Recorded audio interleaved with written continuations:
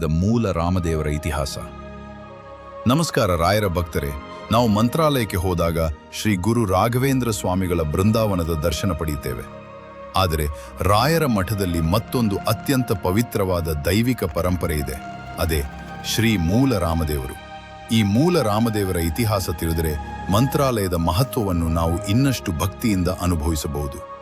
ಭಕ್ತರೇ, ಮಠದ ಪರಂಪರೆಯ ಪ್ರಕಾರ ಈ ಮೂಲ ರಾಮದೇವರ ವಿಗ್ರಹವು ಸಾಮಾನ್ಯವಾಗಿ ನಿರ್ಮಿಸಲಾದ ವಿಗ್ರಹವಲ್ಲ. ಚತುರ್ಮುಖ ಬ್ರಹ್ಮದೇವರ ಆದೇಶದಂತೆ ದೈವಿಕ ಶಿಲ್ಪಿ ವಿಶ್ವಕರ್ಮನು ಈ ವಿಗ್ರಹವನ್ನು ನಿರ್ಮಿಸಿದನೆಂದು ಪರಂಪರೆ ಹೇಳುತ್ತದೆ.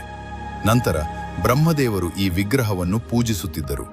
ಆಮೇಲೆ ಈ ದೈವಿಕ ವಿಗ್ರಹವು ಅನೇಕ ಮಹರ್ಷಿಗಳು, ದೇವತೆಗಳು ಮತ್ತು ರಾಜರ ಪೂಜೆಯನ್ನು ಪಡೆದಿತು. ಕಾಲಕ್ರಮೇಣ ಅದು ಸೂರ್ಯವಂಶದ ರಾಜರ ಆರಾಧ್ಯ ದೈವವಾಯಿತು. ಅಯೋಧ್ಯೆಯ ಮಹಾರಾಜ ದಶರಥನು ಕೂಡ ಈ ವಿಗ್ರಹವನ್ನು ಭಕ್ತಿಯಿಂದ ಪೂಜಿಸುತ್ತಿದ್ದನೆಂದು ಮಠದ ಪರಂಪರೆ ವಿವರಿಸುತ್ತದೆ. ಇಲ್ಲೊಂದು ಅತ್ಯಂತ ಕುತೂಹಲಕಾರಿ ಸಂಗತಿ ಇದೆ. ಶ್ರೀರಾಮನಿಗೆ ರಾಮ್ ಎಂಬ ಹೆಸರು ಬಂದದ್ದು ಕೂಡ ಈ ಮೂಲ ರಾಮ ವಿಗ್ರಹದ ಹೆಸರಿನಿಂದ ಎಂಬ ಪರಂಪರೆಯ ನಂಬಿಕೆ ಇದೆ. ನಂತರ ಶ್ರೀರಾಮಚಂದ್ರನೇ ಸೀತಾದೇವಿ ಮತ್ತು ಲಕ್ಷ್ಮಣರೊಂದಿಗೆ ಈ ಮೂಲ ರಾಮದೇವರನ್ನು ಪೂಜಿಸಿದರೆಂದು ಹೇಳಲಾಗುತ್ತದೆ. ತ್ರೇತಾಯುಗದ ನಂತರವೂ ಈ ದೈವಿಕ ಪರಂಪರೆ ನಿಲ್ಲಲಿಲ್ಲ. ಹನುಮಂತನು ಈ ವಿಗ್ರಹವನ್ನು ಪೂಜಿಸಿದನೆಂದು ಪರಂಪರೆ ಹೇಳುತ್ತದೆ. ಮುಂದೆ ದ್ವಾಪರ ಯುಗದಲ್ಲಿ ಭೀಮಸೇನನಿಗೂ ಈ ವಿಗ್ರಹದ ಪೂಜೆಯ ಅವಕಾಶ ದೊರೆಯಿತು.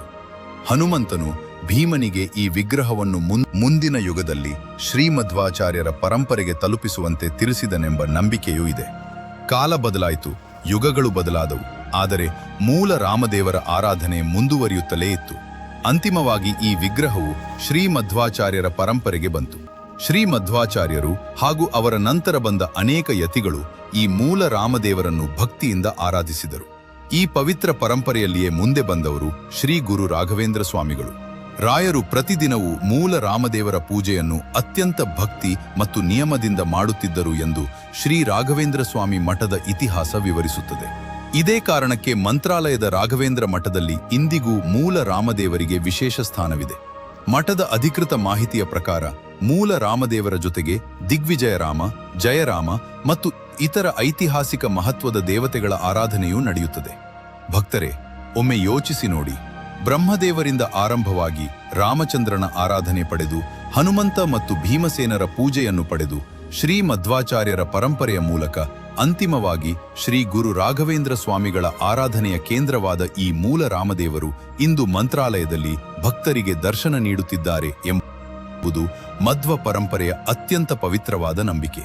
ಆದ್ದರಿಂದಲೇ ಮಂತ್ರಾಲಯಕ್ಕೆ ಹೋದಾಗ ರಾಯರ ಬೃಂದಾವನದ ಜೊತೆಗೆ ಮೂಲ ರಾಮದೇವರ ಮಹಿಮೆಯನ್ನೂ ನೆನಪಿಸಬೇಕು.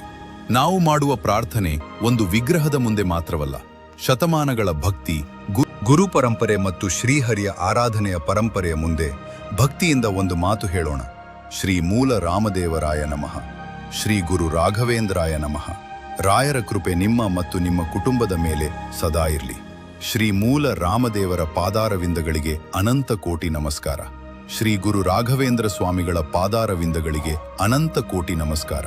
ರಾಯರೇ ಗತಿ, ರಾಯರೇ ಶಕ್ತಿ, ರಾಯರೇ ನಮ್ಮ ನಂಬಿಕೆ. ಈ ಮಾಹಿತಿ ನಿಮಗೆ ಉಪಯುಕ್ತವಾಗಿದೆ ಎಂದು ಅನಿಸಿದರೆ ಈ ವಿಡಿಯೋಗೆ ಒಂದು ಲೈಕ್ ಮಾಡಿ, ರಾಯರ ಭಕ್ತರೊಂದಿಗೆ ತಪ್ಪದೇ ಹಂಚಿಕೊಳ್ಳಿ. ನಮ್ಮ ಚಾನೆಲ್ಗೆ ಹೊಸದಾಗಿ ಬಂದಿದ್ದರೆ ದಯವಿಟ್ಟು ಸಬ್ಸ್ಕ್ರೈಬ್ ಮಾಡಿ. ಎಲ್ಲರಿಗೂ ರಾಯರ ಅನುಗ್ರಹ ಸದಾ ಇರಲಿ.